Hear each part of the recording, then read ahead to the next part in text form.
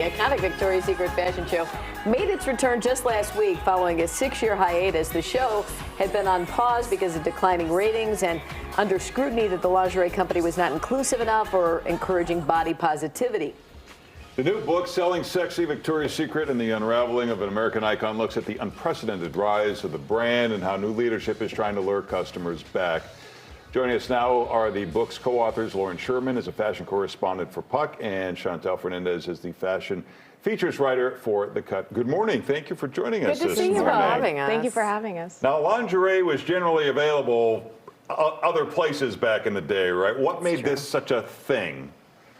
Victoria's Secret is just one of the most influential and polarizing brands in the history of American retail. And at its peak, it really didn't have meaningful competitors. It was so dominant in the market. Sure, there were other places to shop, but none of them had sort of a connection to the zeitgeist like Victoria's Secret did. None of them were as fun. Right. I mean, I remember going to the mall when I was young, and it's like, you know, you went to the department stores to get underwear, or then you went to that super, like, forbidden place to get underwear, right? And so this bridged that gap. Yeah. But it started very small, and it became huge once it was bought. Talk about that. It was a San Francisco startup. It was started by a Stanford MBA.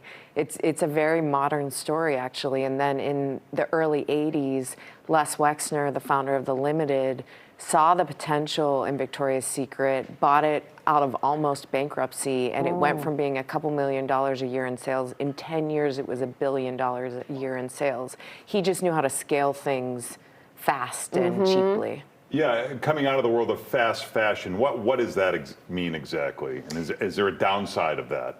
Yeah, Wexner was really the first person to produce clothing overseas and import it, and that was a way to produce much more quickly and cut down on costs and bring trends to people, to sort of mass Americans in a much faster way. And it was a really influential model that we see copied everywhere now. Yeah. It was interesting in your press material, it must be from your book, you say that Wexner had a philosophy. It was not for everybody. He was selling hope, not help. Absolutely. Which is really interesting because you want to look like them, but not everyone's going to look like these models.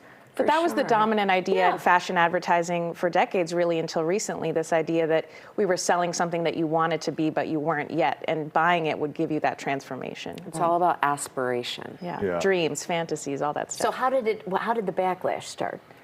Well, a lot of it had to do with not great product, and when there's not great product, people find other reasons to get upset. But, you know, the rise of Me Too, Les Wexner was very deeply connected to Jeffrey Epstein. He was his money manager for years.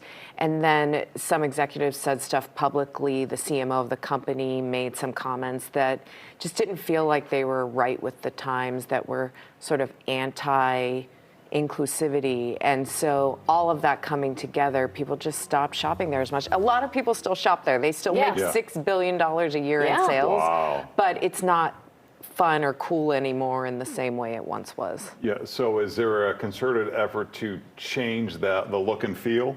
Absolutely. There's new ownership, new leadership there, and in bringing back the show, it was their most inclusive show they've ever had.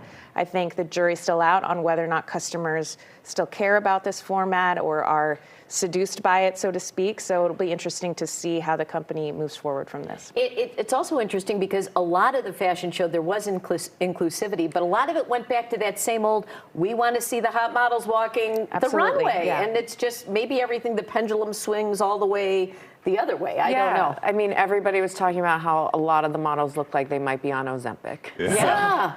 So it was that, and yes, there were a couple plus-size models. There were a couple trans models, which was really revolutionary for that brand in particular, and then also, you know, age diversity, things like that. But the reality is it was still selling an ideal that is unachievable for most women. Whether or not that's good or not, you know. Were there ever women involved in the process behind the scenes, or was it just a bunch of guys making these decisions?